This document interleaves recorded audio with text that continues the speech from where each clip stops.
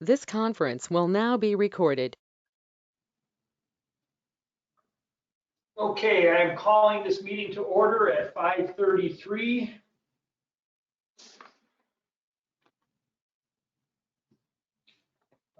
We are operating this meeting under the continued governor executive order, which allows us to participate virtually. I am in the village hall as required as part of that executive order. Anybody have any conflict of interest? Any changes to the agenda?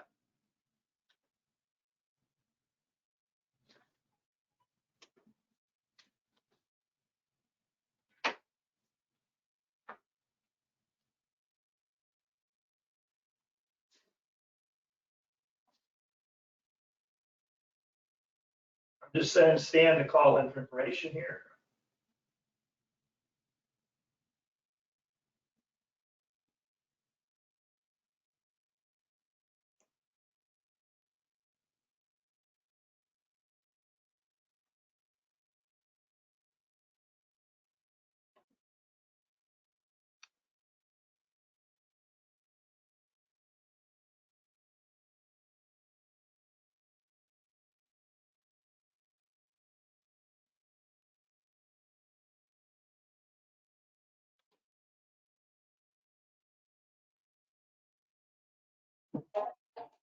Okay, motion to approve the agenda. Jeremy Graham will make that motion. Mike McKinnon will second. Those in favor, Jeremy? Yes. Mike McKinnon, yes. Motion to approve the Public Works minutes from April 5th. Jeremy Graham will make that motion. Mike will second.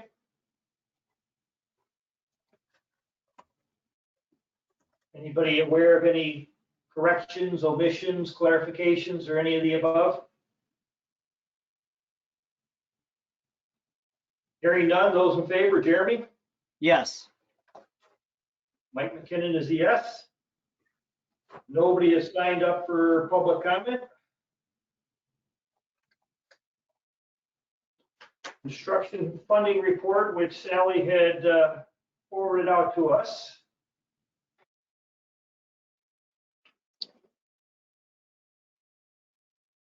I had a question about the Rock Road bid.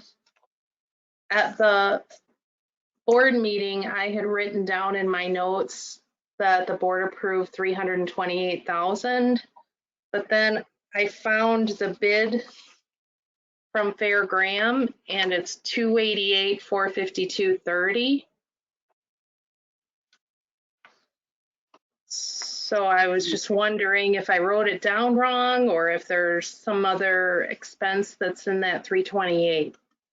If you look at the Public Works minutes from the committee meeting, we added some additional work items on there for some adjacent roads.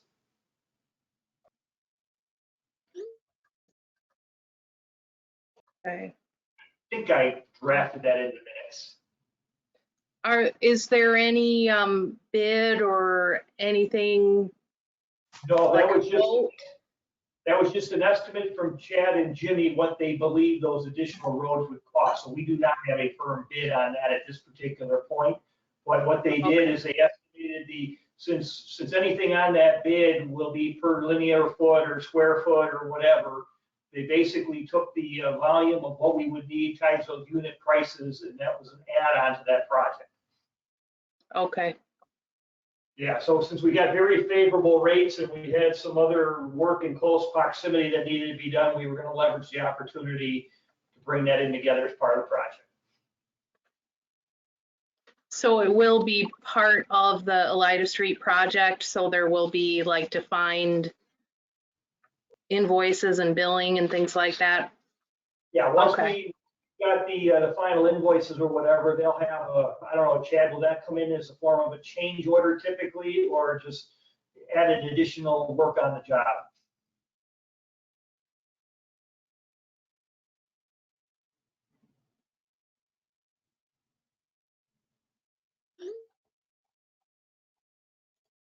Jen, are you hearing us? Chad just, am I on mute? No, okay. Chad just texted saying, be back in a second. Power just transferred. Gotta go, router, have the router reboot. Oh, okay. But typically, I think that'll either, oh, he's back in.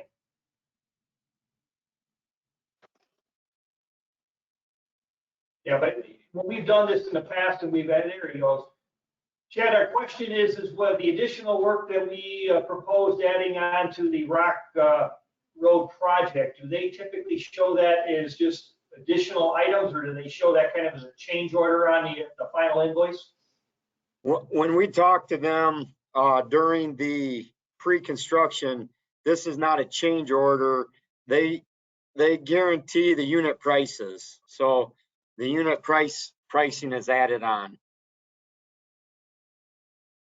So we will just see that then as far as more square foot of this and more square foot of that in the final invoice. Yeah, square footage of milling and then total tonnage of asphalt. Okay, it's something that's scrutinized by the auditors, so I just like to make sure that I have all the detailed documentation for the projects. Now scrutinizing in the fact that based on a final invoice or based on where it came from. Hello. Hello. If the board approved 328,000 and we only have a bid sheet for 288,452, I would have to explain the difference, and so that's what I'm asking.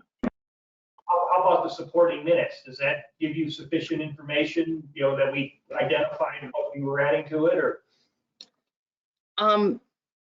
It will, but you know, I would need more to make the payment, which I'm sure they'll do if it is part of the full project, because IDOT's going to need all that too, I assume. The final invoice will have the additional stuff on there. Okay. So I guess if there's something specific going forward that, you know, the auditors tend to question, if we are aware of it, you know, then we know how to deal with it. But, you know, obviously, you know, we do have the minutes from the committee meeting and we got the minutes from the board meeting acknowledging that because the bid did come in very favorable and we could utilize those unit pricing, that we did some additional work on there, and your final invoice will reflect that.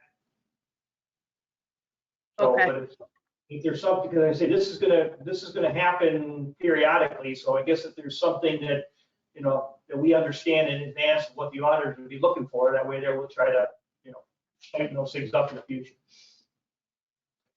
Okay, I think as long as the invoice match what the board has approved, then I should be okay with the minutes and with the documentation for the final invoice. Yeah, because I guess it's very similar to some other projects we've done in the past, so just trying to figure out where the variance may be. Anybody?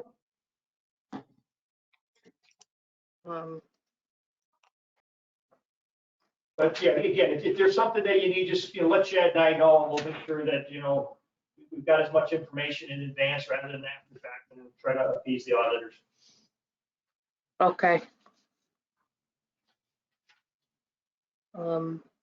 Nothing to report on the construction sheet. I will change the Elida Street project amount. I had put in just the bid amount.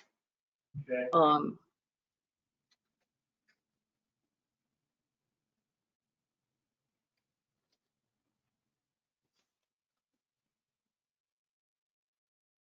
Unless there's questions.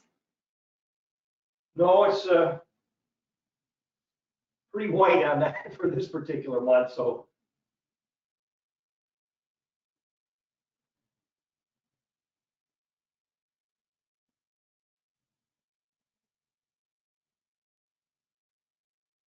Any other questions for Sally regarding anything on the end of things?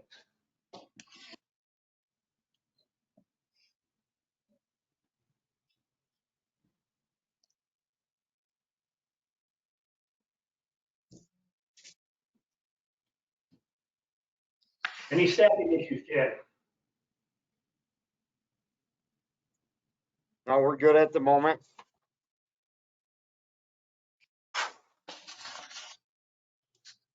So far, the weather's cooperating. And very nice. We probably do need a little bit of moisture, but just not too much, too fast. Agreed. Okay. Any update on our Lida Street project? Just to reiterate, we did have our pre-construction meeting. We are in line for an early start, which is always good news with contractors. Right now, it looks like the start date's gonna be May 10th. We will be working with the office to do a letter to the residents, businesses, and of course, the school. There is gonna need to be some coordination with the school, the bus route, and the contractor. We've talked to him about the busy times and when school anticipates being done for the season. It's basically going to coincide with the project. They did give us a tentative schedule. There's a couple of things that you have to wait on and categorize for the timing, but right now we would be one of their early season projects, and that's a good thing. But we will have the school traffic to contend with. But I will be reaching out to the bus garage. They have alternate routes to work around here. Traffic will be overwhelmingly kept open. People will be able to get in and out of their driveways with just temporary inconvenience. But again, we'll get a letter out this week and next to all those folks, letting them know the construction's coming. And it'll just be a project that once it gets moving, it just keeps moving. So. Do you happen to know, or Sally, do you happen to know, and I should know myself, but do we have the ability to put a little blurb on our website or whatever to that effect as well, or add that letter to there as well? Yes, we could do the website and Facebook. Okay. So yeah. I think that would be a good idea. Yeah, that would be forthcoming on the completion of the letter. Like I say, we just had the pre-count on Monday. That's when we get the schedule. And then we ask questions and they verify the schedule. That's all happening. And now that that's complete, the letter will be drafted and put in those places. Okay, nice to see that's flowing well. So, equipment. So 2 parts on that. I did send an email with the updated pricing based on the lease option, showing the trade-in of our existing equipment. Right now, talking to all the vendors that we deal with, chassis are a big problem with the automotive industry. If we were able to move this month or the month of May, we probably wouldn't see the replacement units until October. And they did say that they would honor their current trade-in value through that date, understanding that we have to use our equipment to and through that. Obviously, our vehicles are insured. If there was cosmetic damage or something that would carry, we would have to get that repaired. But I know that Trustee Graham had asked for a meeting with police department, myself, that we may need to go over this more on the May 5th, I believe. But the members present have been emailed the lease terms. So we can go over them a little more in depth if you like, or we can talk about it a little bit differently. But regardless, you're looking whether we bought or whether we leased, you're talking vehicles available somewhere towards October. Yes. We have talked to the vendor. That's if it's ordered. Obviously, they're not going to order stuff on their lot, anticipating we would have to put the order in. But yeah, that's because we've asked them to search the area, and they said there is none.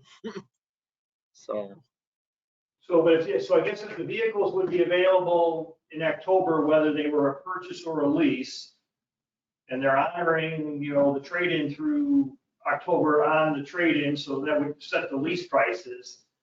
With some of the activity that, with these other funds that are coming in through various stimulus and everything, does that put us in a better financial position? And if we had the money, do you believe we're still better off pursuing the lease? Or if we had the money based on trade-in values, longevity, and what we've realized on trades in the past, do you figure we're in a more favorable situation on an actual purchase? I think that the research that Jim and I have done and looking at what our repair bills have been against the depreciation, that the leasing still looks somewhat more favorable to us. Again, just kind of that disciplinary action that forces us to do the trade up or trade out situation. Even if we had cash in hand, I do particularly believe for the one vehicle that's the smaller unit, the half-ton truck, that shorter lease term is pretty reasonable, and it holds a high value on trade-in. I know if you really look at it under a microscope, it gets really close, but the more we looked at it here recently against what our proposals have been historically for trade-in, we really loaded up on repairs going to that longer retainment state, where we anticipated a 6 to 8 years. If you get near that 6-7 year mark, your repair bills skyrocket. So would you, based on that, or would you be leaning towards the 5-year lease? Well, again, there's 2 different units here. We think the 3/4 ton that carries the snowplow has the ability to be a little more valid at a 5-year lease. The smaller truck, the half-ton truck that does get higher miles, more road travel time because it services our contract with the county. We thought that was a little more reasonable on the 3-year lease, but we're open to listen. But that is direction we were pointing at. And what's the purpose of the meeting on the 5th? Just to look at the whole leasing situation together, or whether there's a leveraging opportunity by Public Works taking care of what they need, or partnering up with what the police department's looking for? Mr. Graham had requested the meeting, and I think it entails all of the above, and maybe was just going to ask a little more in depth, as we have our Excel spreadsheet that had shown a certain depreciation before, that we would just be allowed to show a little more depth to the reasoning from all parties. That is correct. Okay.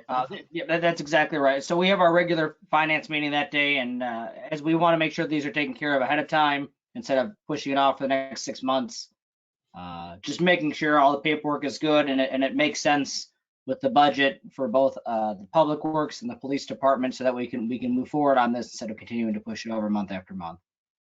What I'd probably recommend is, I think based on last meeting, I think the general consensus was we thought that leasing was a viable option. It does not appear your opinion has changed from that. In fact, you may be reaching a position, stronger proponent to go in that direction.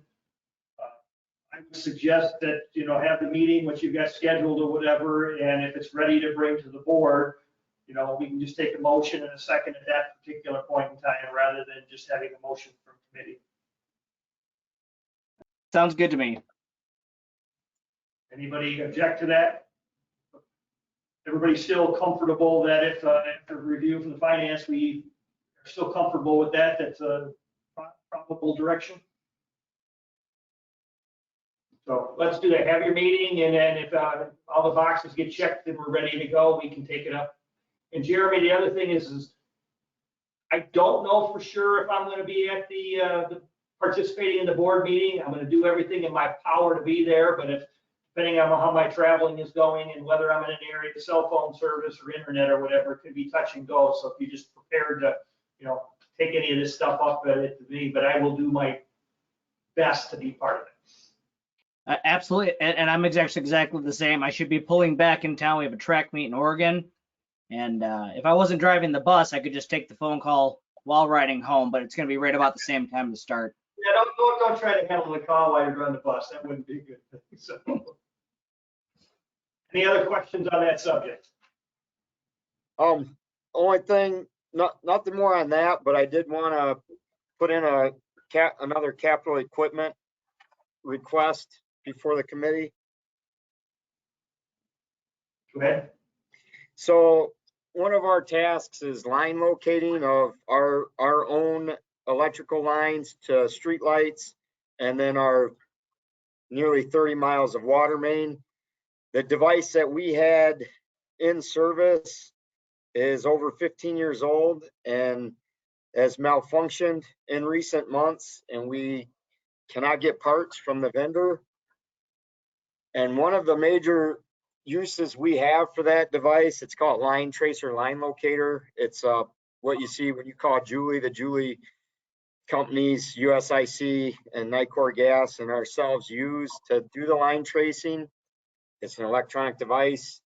Ours is in need of upgrade, and as technology has upgraded, there's some opportunity to do some more things.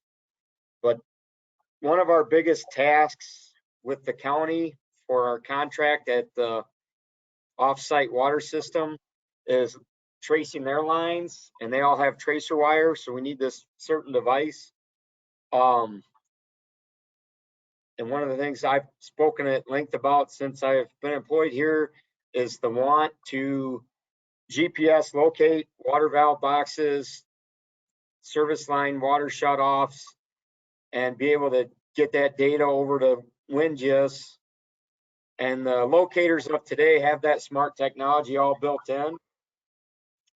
So I'm requesting purchase approval for a new line tracer with geode, which is the GPS unit that you actually, it's the size of a CD, and you set it on the valve or the appurtenance you wish to locate, and it gives you the coordinates and builds a map.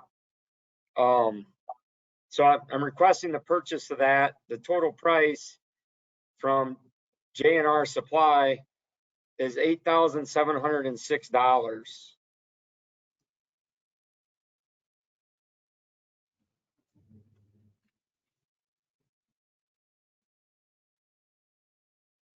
Does this go under the same category as trucks and plows and things like that, or is this something separate? Well, I'm gonna have to, I think this is the first year that we've wrapped some things together, and I'm gonna have to defer over to Sally on this, because my original thought was to use what we had once described contingency money that was basically funded by that contract with the county. But as I don't see it as a line item in last month's sheet, I'm thinking that all got put into depreciation expense. Is that correct, Sally, or am I missing something? I think we rolled it all in there.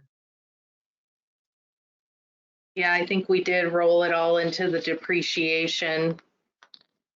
That's still a little new to me, and I wish I had my original budget here to look at the notes.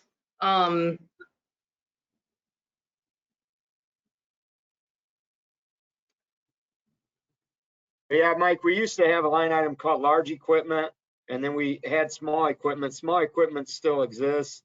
And then we also had contingency, which blanketed several things.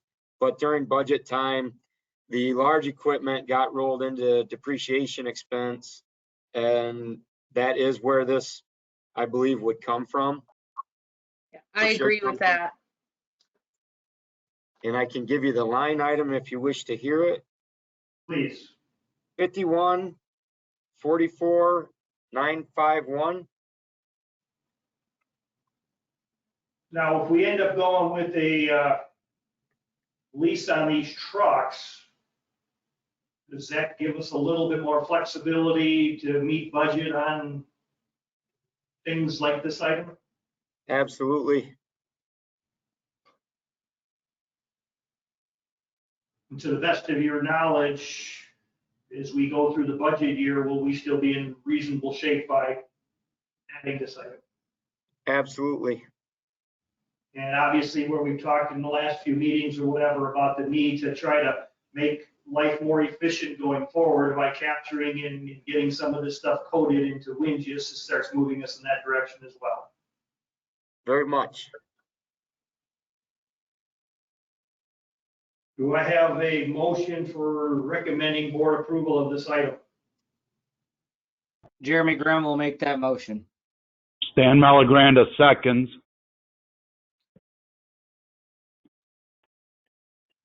Any other questions, comments, clarifications?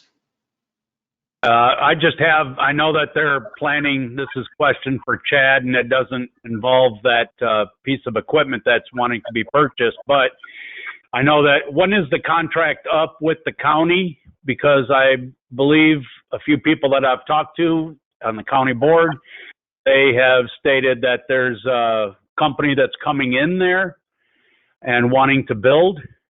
And I just want to know how much longer our contract is with them in order for us to keep their water system up to date. Do you have that information, Chad? Well, the terms of the contract are just give them the ability to cancel with a 90-day notice. The original terms state that it's renewable year over year with a 90-day requirement. Now, I've been verbally told several times that we're their answer, and I haven't heard different, and we are kept abreast of their improvements, and we're doing our end. But yeah, at some point in time, it's always possible that they invest their own monies to take back the water system, but certain members that are in charge feel as though we're the answer. Yeah, and I understand that. And like I said, it's not a matter of, I mean, this piece of equipment's going to benefit the village tremendously by getting this map going with water boxes and all that with WinGIS. So like I said, I have no issue with that. I was just wondering as far as what goes on with the county when they might possibly be taking that over once they start getting more corporations and companies coming into that development. Stan, the comment you made, was it another potential buyer building in that area that you were referring to? Yes. Okay. Well, I guess that's good for the county. It's good for the area, so. Yeah, it's a good thing. But I just didn't know how much, when they decide that it's time for them to take it back over, how much more they're going to require of, the village to produce as far as locations and stuff like that. So I didn't know if it was going to take them more away from us to help them out locating boxes and everything else. Right now, it's part of our standard time commitment. It is known and it is outlined in the contract. For additional work, there's service charges, and also there's an automatic percentage. If their system goes up by 10%, we have the ability to automatically raise our fee structure by that 10%. And then we do have language that says if they grow greater than a certain percentage, we renegotiate the contract. Great. That's a good thing. Okay, any other questions or comments regarding the purchase of the line tracer / line locator? Hearing none, those in favor, Jeremy? Yes. Stan? Yes. Mike will vote yes. Okay, item number 11, agriculture land use. Obviously, we approved that at the board last month. Everything moving forward as expected? From my understanding, I think the documents were executed by both parties. I don't know if they were hand delivered or hand picked up or if the check has been exchanged yet. And if it hasn't, I think that's only due to notification. I think there was a lost in translation who was going to notify the farmer that the signatures had been completed. But to my knowledge, the lessee and the lessor had both signed it. Is that correct, Mary? I can tell you that I just got a copy of the signed document today to know that both parties had signed. And that was on my list to check with Kelly to see if the lessee had been notified. Yeah, I don't know that she had done it after the meeting. I had seen the emails back and forth, I think, from the treasurer. And then the mayor had followed up and said when he was going to sign it. And I believe all parties are happy at this moment. So, but one small part was, I guess we needed to direct Kelly to make sure to notify the farmer. Yeah, so I will be checking with her to confirm that's been done. Okay, That close the loop, and that way there, he's not losing any, once we get the payment in place, he can get moving on his planting, so. So it's my understanding that the payment was due with the signed lease, is that right? That is correct. Okay, Yeah. I will The look only for thing that. Yeah, the only thing that would kind of deviate from that a little bit is the fact that Mr. Mitchell actually gave the signed agreement to Mary before the board approved it, so, you know, he was gonna make the payment once it was approved by the board, I believe is the intent. That's Yeah. right. Okay. Islands Development. just a quick brief. There was a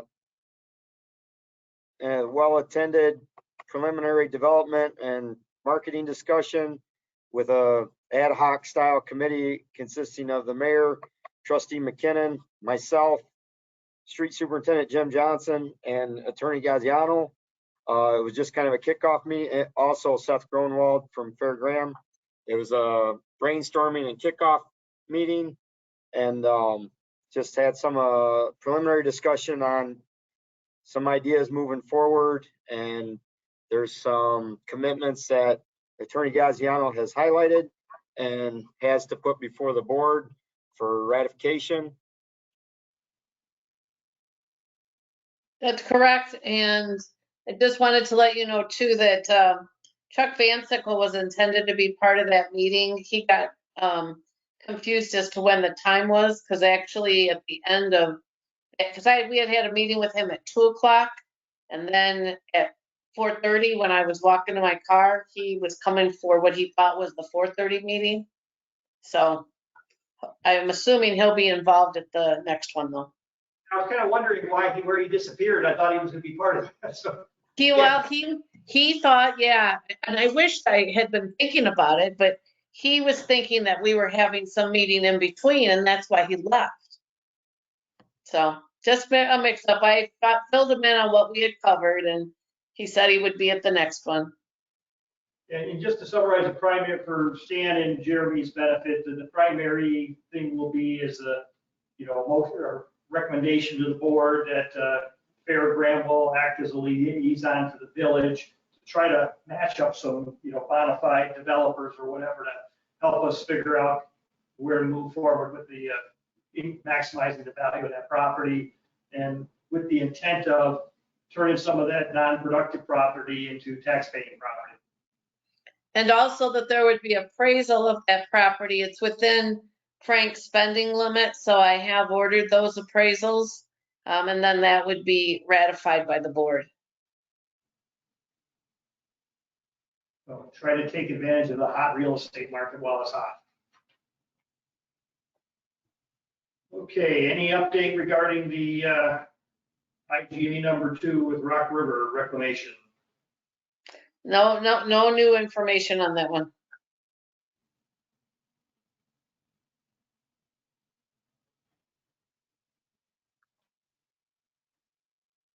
To the best of your knowledge, Chad, still no projects for Rock River other than just basic maintenance beyond if we make the agreement with the transfer of property and roads and things of that nature?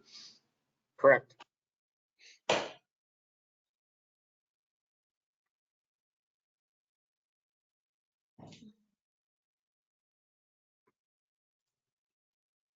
Water rate study, Fair Graham. I believe this was left for the committee members to review a little further and read up on and come back today with any questions.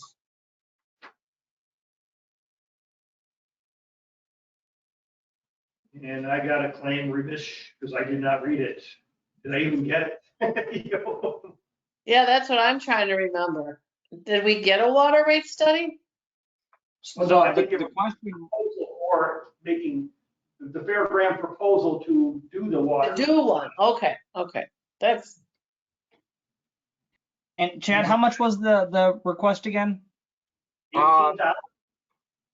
Yeah, off the cuff, I was gonna say 18,000 and change. It was a little bit lighter on first go round, and then there was a few things the village president wanted a little more consideration of, put that back, and I think it was 18,700 or 18,270 or something. I don't have it in front of me.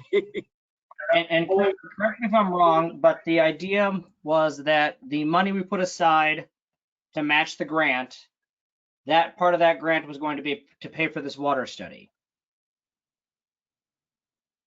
I don't recall it that way. The budget, I think that's part two, Jeremy. I think part number one is, you know, when we had the last water rate study and the multi-year ordinance for what we would be charging the residents for water use and things like that. You know, we're 10, 11 years past the last one. So, you know, we need to be able to know what we're going to charge for the monies going forward. And if we deem the rate study is necessary, then the funding of that, yes, would potentially come out of some of that other funding. But the actual quotation was $18,700. and Chad, was the last water rate study, was that done by Strand? actually, I think it was Baxter and Woodman. Oh, Baxter Woodman, okay. But it was somebody other than Fair Graham, I remember, I thought. It was. Anybody recall what that cost us the last time? I think it was just under 15,000.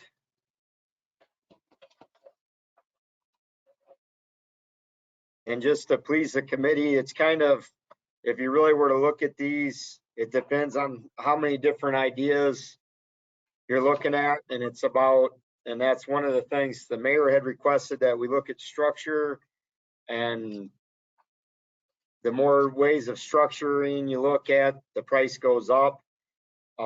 Really, this 18,000 does way more of checking the books, realigning with where we are financially and which projects we've completed, what our loan obligations are, and what our future known capital improvement projects plan to be. And it's usually multifaceted. You do all that good work, and then you find out you most likely can't or aren't willing to impose those kind of rates. So you decide what's reasonable, and then you do the outreach to like-sized communities, and you try to find out the law of averages. I will say that the village had some internal folks that took the rate study that was complete as a baseline and made a new rate structure and outline that the folks on the committee felt lined up with our needs a little bit more reasonably due to the cost. But one of the things about that 2011 study done by Baxter and Woodman, there was a lot of unknowns. The decision had not been finalized of going with the district. There was potential costs.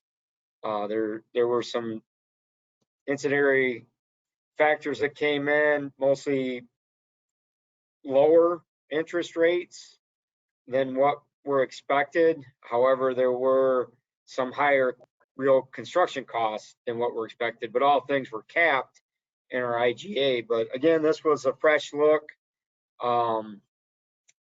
The real reason for the request at this time mostly is coming due to the fact that our ordinance only carried through 2021, and all of our structures and fees are only classified through 2021. So it was kind of the request of the finance committee and the office personnel and the mayor that we get this considered. So it wasn't holistically considered. I guess two parts to answer Mr. Graham's question. was the grant opportunity came out in the middle, and we had to obligate most available funds as a match to that grant. And that's only if we get that grant. If we don't get that grant, then we of course have monies to conduct a rate study. And then the second part of that is I don't know the right way to say it, but the fact that our appropriations account for an overage, and this 18,000 would fall within that percentage if we were to need to go over. Where we are now in our fiscal year, it's a non-issue, because if that work was awarded, it wouldn't be completed and we wouldn't be obligated to put that quantity of the match out in 2021. So this would fit in the budget for 2021, just purely on the fact that the grants have not been announced, they haven't been awarded. If they were awarded, we would get notice. We're already in May board meetings. We would have to bid the project, let the project, award the project, and we would be really looking at quite possibly a 2022 project, which would come with a new budget. So hopefully that kind of answers the question for Mr. Graham on that side of it. It does. Thank you. Probably I mean, obviously, and I think you just started alluding to this, is, you know, if we had the expertise and the staff within the village, we could actually do a lot of this internally. You know, obviously it may or may not get done with other things on there. I guess the one thing that concerns me is, you know, we've got a statement in here, a cap of 20 man hours will be provided to help the village update project costs. You know, if this thing, you can throw more variables on there, and all of a sudden they come back and say, well, you know, we budgeted 20 hours, now we're at 30 hours, now we're at $27,000. And I will tell you, my memory sometimes is pretty good. And Baxter and Woodman had come to the village and they were relatively aggressive with their pricing. And their project lead did call me on their project and tell me that they had run over by approximately $12,000 on that $15,000 project. And we simply stated that was not acceptable. And in an act of good faith, they did not present us with that bill. But at that point in time, the village had a lot of projects to look at. We've disciplined ourselves and we've completed a lot of projects, some with cash, but there's always going to be projects. And I will say the arbitrary number, we had really wanted approximately $150,000 a year for capital improvement projects. And I believe once we got to paying the district and everything, that number was whittled down to 75,000. And what that translates into is, where do you want to cap your monthly cost to your users at? And that's kind of a little bit more of the reality speaking. So I know the mayor really wants us to go this route and get it going this way and get a baseline, but I will tell you in layman's terms, we can go around, do all kinds of things, and we're going to come back and say, well, our senior citizens can't afford more than $75 a month, and we don't want our regular citizens to pay over $100 a month, and that translates into $10 per 1,000-gallon average water bill. So you can make it really hard and you can make it really simple. Well, and I'm sure that if they ran a few hours over, we probably wouldn't hear about it, but I'm sure in the back of their mind is 3 letters, UEO. Yep. You know, I think they probably were well over their expected costs on that particular project, and they're probably trying to prevent another one of those from coming. And I will say the rate study from 11 was very good, and it builds a very good baseline.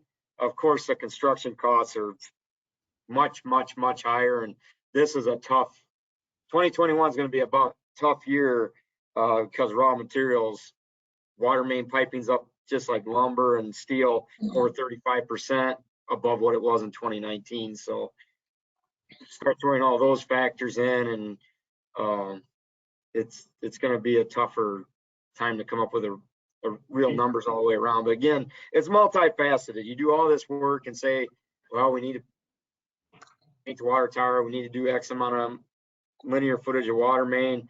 Here's our wish list. That's not reachable because we're going to cap this at $10 per thousand. But the real look that we need as a village is to see where we are, because our debt ratio costs were unknown when they were close, but we didn't know our interest rates. We didn't know what we were going to pay cash for in the agreement with the district, and now we know those things. And the nicety is there may be some opportunities for these grants and the COVID grants that might knock a couple of chunks out of that cash payment. And I know that Sally's done some figures on it already. So that some of that would warrant this pretty reasonably. Well, even with that COVID funding, they didn't mention roads, but they did mention water. So, Yes. even this particular project is tied to the water, so it's probably, fair game to use the funding on that. And that is one of the closing things I'll throw out there. The big grant project that we're talking about that we went after, this is the second time we've gone after it. It's a needed project for the village. It's a needed project in a certain area. And we have engineered it twice to the tune of 6 figures. So it takes $100,000 price tag for the engineering and nothing's been constructed. If we don't get the grant, I'm gonna emphatically suggest that we get an IEPA revolving loan, of which the IEPA, to be accessible for revolving loan, you have to have an up-to-date water rate study. So What is considered up to date? Which is the question I was just about ready to ask you. In your opinion, do you believe we should move forward with a water rate study? And I think maybe you just answered. I would say yes. We should do it. Then we will know what we know. We can extend our ordinance, and it would most likely entail some of the incentive programs we have for growth and for building, the stay in connection fees at a certain rate, etc. I do believe that's warranted. And Did you indicate Frank had some comments or requests to enhance this proposal? yeah, so we have passed some of those on. There has been the conversation. He, of course, gets a lot of phone calls for disgruntled folks that feel as though they pay high water bills, and they give all kinds of suggestions, of which were looked at seriously. He had even asked if we would be receptive to an ad hoc committee. And, we of course are, but an ad hoc committee may or may not know what the engineers and we know. But some of the highlights were, it's very simple. Do you want a higher administrative fee or a higher base fee? Do you want to do a escalating or a descalating rate structure? And do you want to reward people for using more water or punish them for using more water? And I'm here to tell you, it's a wash. If you polled the communities in the Northern Illinois sector, 50% are going to charge you more if you use over 10,000 gallons a month, and 50% are going to give you a reduction when you go over 10,000 gallons. Well, the other thing is this rate study should give us that market information of knowing where we stand relative to our peers also, correct? Yeah, and I know you've heard me say it, and we call that a rate survey, where we survey the surrounding communities. But again, the survey is only within so much reason, because is a community doing what we're doing? Do they use a 1% sales tax to pay down infrastructure costs? Are they doing property tax, GO bond down payments where it's hidden and you don't see it on your monthly bill, but you see it? And when the polls go out, that's rarely reported properly.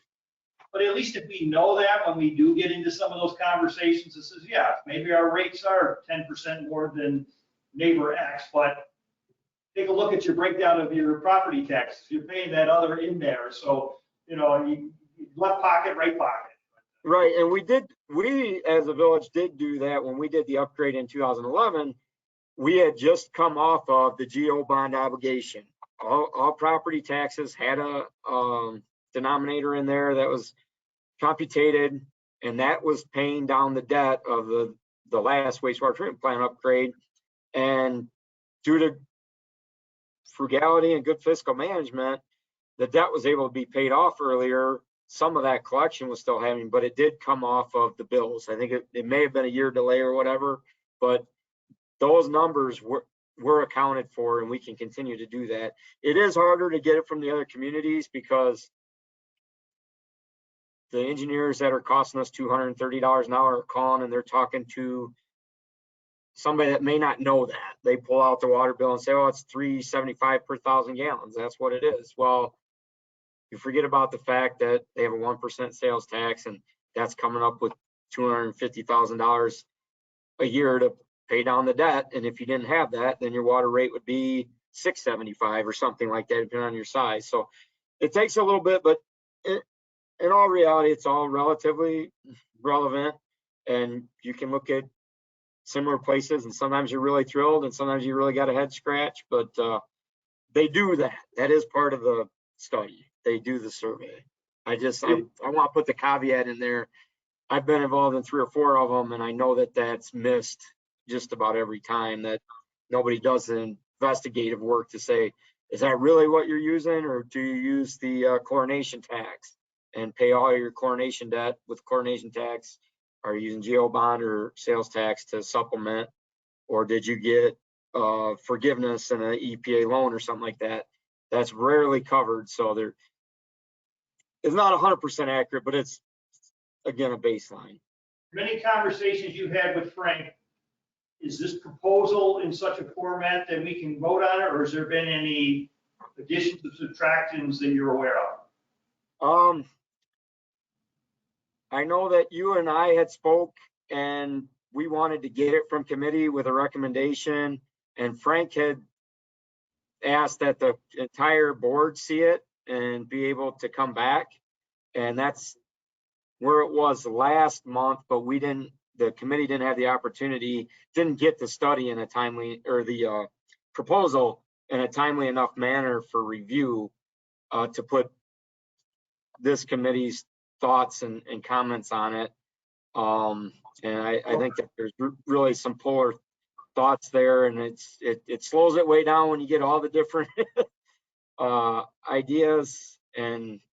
But again, I know that it's outlined in the proposal. If we keep adding things, the price is going to go up.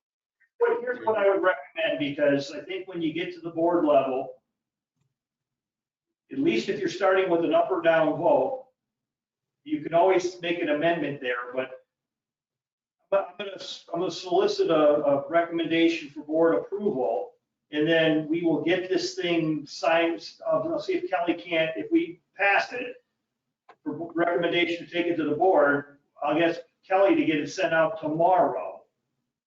So that way the board, the remaining trustees have a week and a half to take a look at it, and they're not flying it over on the last weekend. And if there are some points of contention in there, we don't have to prove it at the board meeting, but we can capture those issues there. Bring it back. Would defer the approval 1 month. I'm absolutely fine with that. And we were just trying not to force this one through. We just wanted to get it out in a timely enough manner so that we don't have to get on a rush in September. And I think your suggestion is the perfect fit. Okay, so I would like to solicit a motion that we recommend the board approve the $18,700 proposal for Fair Graham on a water rate study. Jeremy Grimm will make that motion. Stan Melogranda seconds.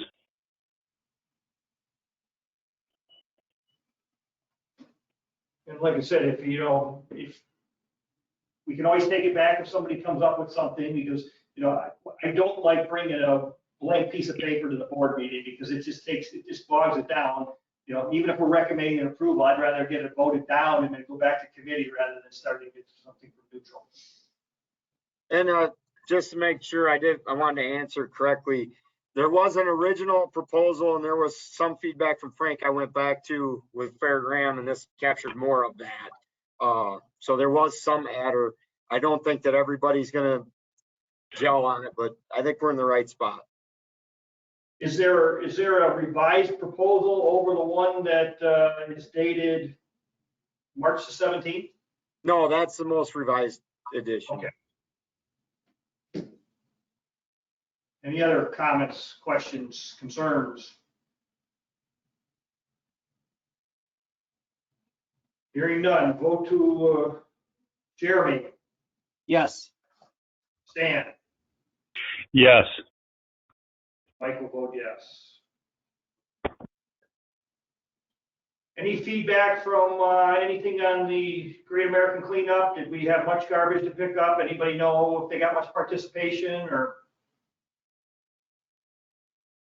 I know that the last message I brought from Kelly that the rubbish hauler agreed to provide a dumpster. Did they? Did they put it into police? Any feedback from any that we can put in memory banks for future years? I hadn't heard back, but we had a couple of routes through where we had cleaned before this. But I did get called right before the event, and she said she had some groups, and we supplied them with mapping and some ideas of heavier areas to focus on. Gills, they did supply the 10-yard dumpster exactly where we requested in timely fashion. They got it out of there in timely fashion. So I know that part of it, the part we were asked about, went quite smoothly. Did your crew have to pick up much garbage along the sides of the roads or bags or anything? We did not from this event. So if they did anything, they might have moved it to the dumpster themselves? Yes. And we Any did. knowledge how full the 10-yard dumpster was when Gills picked it up? I did not get a chance to peek in it. They got rid of it pretty quick, so I am not sure. Ours was not overflowing. Our 3.5 yard that we had reserved to them, it gets emptied on Fridays. So we said it would be available for overflow. And then also the township outside of town, the Boy Scouts do a pretty good ditch cleanup. And he said that that 20-yarder would be available for overflow. So the good news was there was not an overflowing mess anywhere. There was not bags out blowing around. We did a sweep and it wasn't bad. Well, we do have, We had already done internally 2 or 3 heavy sweeps after the winter. Senior Service Day had just happened, I think a week or 10 days before this, and they had probably gotten 2 yards. And then we have some pretty good residents that clean a few areas. So it's really nice. But yeah, I was surprised we didn't hear from Denise. well, What kind of turnout she had. we got a community development meeting at 7 o'clock and she typically has been participating. I'll take the opportunity to just ask her for, even though it's not on the agenda, I'll just find out from her, if she can give us a 2-minute synopsis of feedback, and that way there will, whatever the lessons are learned, again, it's a good thing that you guys are, keeping up. It's a good thing our neighbors keep up. And, so again, I'd rather have a small effort rather than a big effort. So. Mike, could I go back to the water rate study? I was just Yeah. hoping you would put the line item in your motion, which Okay. would be 5144542. And that's water upgrade. I got it. So in the event I'm not able to be there, Jeremy will have it in front of him. That is correct. Best of your knowledge, generator still on track for May? Yes.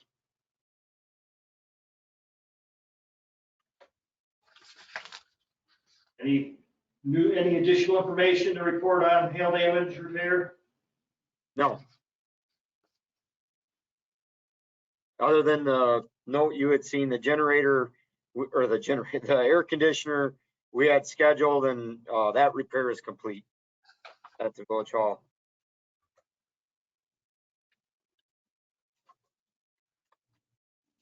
Water meter still progressing? Yeah, from our side, that's going very good. It's still a slow go with COVID on getting in homes and getting the help from the front office to get appropriate scheduling, but it's a forward motion. It's going better and better. It's a slow go, but it's going.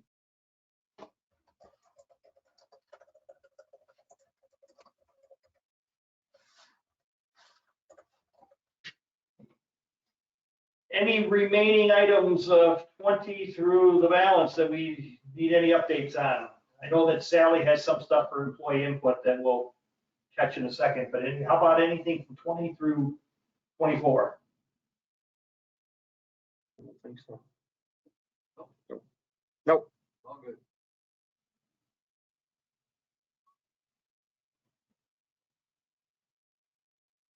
Okay, any budget issues? Again, we can kind of take 25, 26, because I think some of Sally's input also regarding the budget. So Sally, did you want to make some comments? Yes, I sent you that information about the American Rescue Plan grant. I was going through my email and kind of cleaning up, and I read through it all again, and I realized we should be getting that first 50%, which is 185,000 very soon. And then the second half would be a year out, according to this email. But my first instinct was, I know that when we did the budget for 2021, there was a lot of controversy behind whether we used that 100,000 from the CURE grant for economic development or to pay down the debt. And I was a strong proponent for the economic development side, but now that we have another opportunity with money that can be used specifically for water or sewer infrastructure, I feel like at least some of it would be a good idea to put on our cash down payment. I just wanted everyone to think about it as a possibility. The only question I would ask on that is if that's a payment against debt, that's work that's already completed, would that be allowed for that grant? However, that grant certainly could apply to some of the matching funds if we get the grant on the other water project. Well, I think the way this usually works is if it doesn't apply for what we specifically want, we surely could offset another project and fund the infrastructure, if you know what I mean. We could definitely find a way to apply it and then use the money we were intending for that. And I guess that's what I was saying there too, is if it wasn't allowed against debt repayment because of work already complete, if we do get this other project and we needed matching funds and everything, then it probably fits very well for that. But that work hasn't been completed and it won't be probably for the cash down payment. Technically, it's just a contractual obligation for our infrastructure. I think Mary could argue that, right? Well, Yes, I certainly would try. legal representative, if you figure we're on solid ground, then I'm all for it. But that's all I had. I just wanted to plant a seed that was something we could do. I would be personally supportive of that. So obviously, if anybody else got a comment to chime in, if not, I'm sure the finance committee will be discussing that at their next meeting. Yeah, whatever way we can use to, I probably have a different point of view whether we should have ever got the money in the first place, but the fact that we got it, we'll use it. That will probably help in our rate study also. Yes. Well, yeah, I guess obviously that's, one way to look at it too. That's because ultimately the taxpayers will be paying that in a different tax. So I guess if they're paying that one higher and we can, maybe help them out in another one, then, one offsets the other. And then also, you sent that policy, the draft purchasing policy to everybody or just me? That went to all the board members. and staff. It was discussed at the finance level last meeting, and those were the changes that we were proposing, and we just wanted everyone in the board to see it in advance of the meeting to know, what they were looking at and able to ask questions like you did. We did discuss this last month, and just for those of you who haven't looked at it yet, the recommendations are slightly lower than what we talked about in committee, but it's still a doubling of what Chad's authority and Chad and Jimmy's authority would be, which certainly would pick up a lot of the mid-range invoices that would be taken care of. So yes, as I shared, my fundamental opinion is sound on it. A couple little technicalities, just, and again, the issue that we've talked about in the past is, whether or not we need purchase orders. And the only comment I made to Sally is, if somebody's giving us a firm quote and we signed it, acknowledged the quote to move forward, I don't think a purchase order is necessary in that, because we're just restating what was already on that quote. But if somebody, Chad's on the phone with a vendor and says, yeah, it's going to be, $500 for 2 of them, and he says, go ahead and order them, and then all of a sudden the invoice comes for $550, and then you got the argument whether it was 500 or 550. It's just, in those situations, I like to close the loop, whether it's a formal purchase order or simply an email just confirming prices and quantities. It just saves arguments down the road somewhere. So again, I wouldn't be a proponent of a purchase order for every single purchase, but just if something doesn't have a hard, firm, clear volume and price or whatever, is the only thing that those just say, battles on. So. Do you have a dollar amount that you were thinking for the purchase orders, or? No, I just think anything that would be subject to lack of clarity from a verbal phone call. So whether it's 500 or 5,000, it's just trying to eliminate the debate. So again, I'm not really saying a purchase order. I'm just saying best practice when anybody's dealing with something is just close the loop so that's clear. Hey, I didn't order 50, I only ordered 5. Who put the extra 0 in there?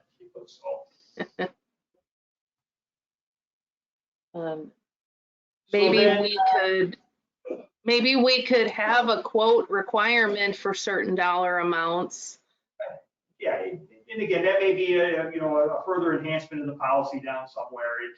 Again, if you don't have any other feedback from anybody else, it's just, I'm not going to go to war on that one. It's just a personal opinion.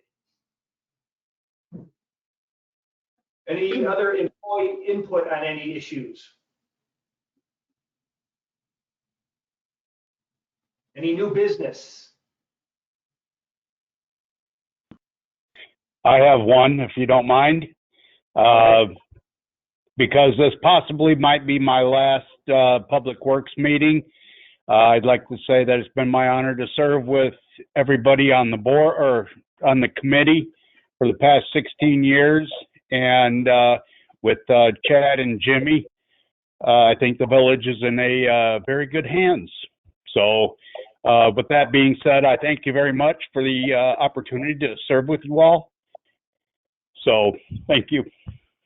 Well, we thank you for your service and cross our fingers that the issues can be resolved, that you can continue on with us. But you're not the only one. But if that doesn't mend itself soon, and we're still looking forward to keeping the lines of communication open with. Yeah, thank you as well. Definitely. Definitely.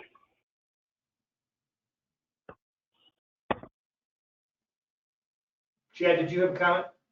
Yeah, I had one request that came in late from the village hall regarding disconnects for water service for non-payment or other disciplinary means of water service disconnection. Kelly contacted me today and said she doesn't have a lot, but she has a couple that aren't up to par and they're outside of the reach of the normal disconnection. I had responded to her that I thought we were under the directives of the health department or the recommendation of the health department or the CDC. And I thought that the village had moved on the action that was recommended to stay that practice, that wouldn't be going on during the pandemic. And she had responded that she was aware of much the same, couldn't remember the exact action the village had taken, but we do have certain issues that she feels would need resolved, keep them from getting out of control. We do have one known meter that does not function, and there had been scheduled appointments that we were denied entry on the date of the appointment. The property owner said, oh, we didn't ask for that. It was after hours. We had to schedule people to come in outside normal hours, but as a convenience to those folks, we did it. We worked to make secondary appointments. They accepted and then denied on the date of the appointment. They didn't allow entrance. We don't cause a fuss or anything. We're just, okay, well, could you let us know a convenient time? And now there's not been response to letters and things like that. I had asked Kelly to please reach out to Mary to see if, I know that certain communities have that ability, that if you don't allow entrance, eventually after appropriate notification, disconnection of service would have to happen until the situation be remedied. But really, Kelly was just asking me to see about getting direction. She had reached out to Frank. He suggested bring it to committee. Again, going off memory, I know there was movement on this where we had said we were going to follow the protocol of not doing it due to the recommendation. But the caveat from Kelly was she reached out to local clerks, and most had done something in the fall, September, October, they had reenacted it. And I don't think action has to be taken immediately, but just putting it in the committee's hands for consideration, or just a new look at what the guidelines are. I thought in the very beginning, we made a board action to waive penalties and, not make any shutoffs, but I thought more recently, we reinstituted penalties and shutoffs and so forth at the board level. 2-3 months ago. I I think know that was for- only late fees. Pardon? That's what I was tracking too. Okay, so we basically acted on late fees, but nothing to do with shutoff. That's my recollection as well. And although I think if we've got a situation, as Chad's describing, that, we're making gallant efforts and they keep refusing, it sounds like there ought to be some level of activity when. And we're fully, from our side, the operational side, we're all right with it, the committee and the board coming up with a date and a timeline if and when they wish to resume. I think it's more an administrative side thing, and then we just follow through. And we're still, sympathetic to the pandemic and to people's wishes, but we've said we'll do everything possible to make it convenient. Our exercise is typically a 5 to 10 minute affair. Once we get in the home, there's usually 50 to 100 minutes of getting the scheduling done, but the actual work inside the home is 5 to 10 minutes. But again, it was a request from Kelly. She hadn't thought to get it on the agenda, so she asked me to bring it up tonight. I said I would, but I was of the impression that the board had made movements on this, one at the original onset of stay during the pandemic, and then two, I didn't remember it. What I've heard now, I do recall. It's not really my purvey, it's administrative on that end of it. I do recall now that you guys have said it, that I think that had happened, and I said in conversation to Kelly, I said, well, I thought that action had happened, and I was of the impression maybe it had been just to continue the same action, but I wasn't sure. So I would put it to the committee to see if they needed discussion at the board level. So in this particular instance, though, you've got a non-functional meter, so does that result in a zero usage? The software program, the billing software program that they run has the ability to run an average.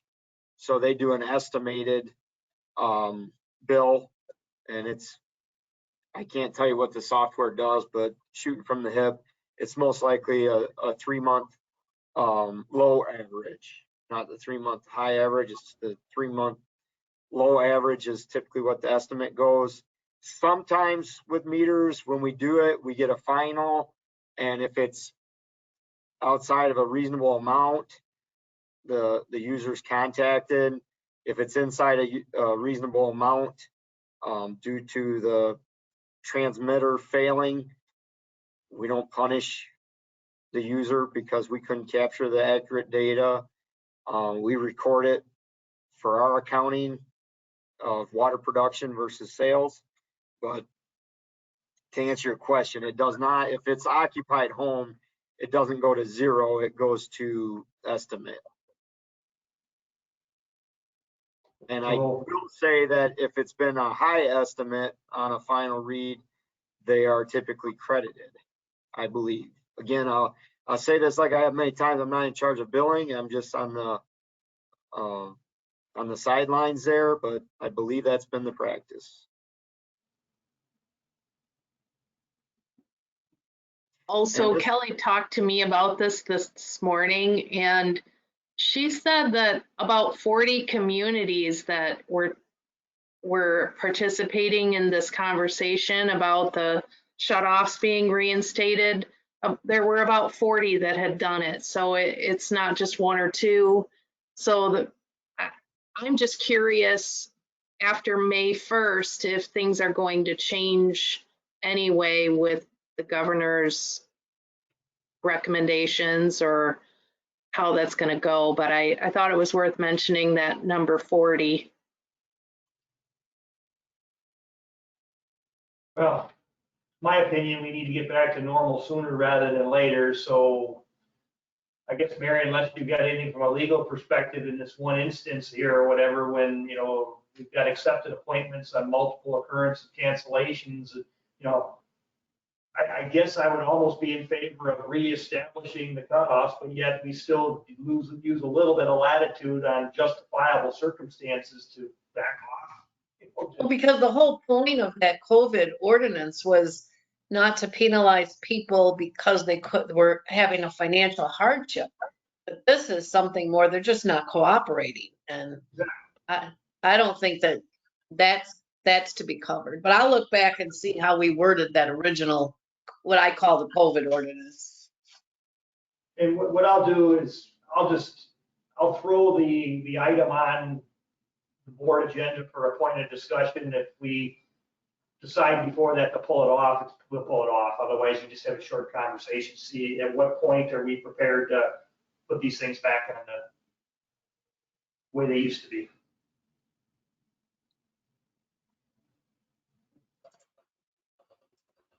Any other items?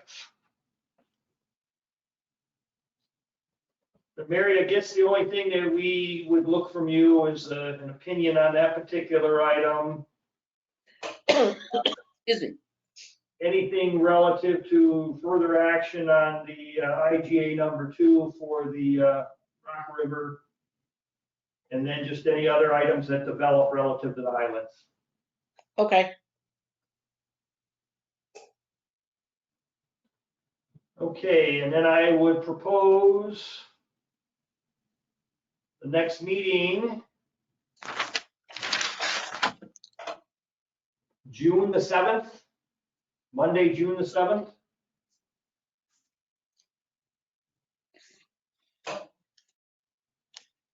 Anybody know any sport activity that's still going on at that particular point regarding a start time? And let's plan for 4 o'clock. Jeremy? I'm sorry? You said something, but it cut out. Oh, I do not have any sports at that time. Why don't we go ahead and plan on 4:00 PM? If something comes up between now and then, we can always revise it. So do I have a motion for adjournment? Jeremy Graham makes that motion. Stan Malagranda seconds.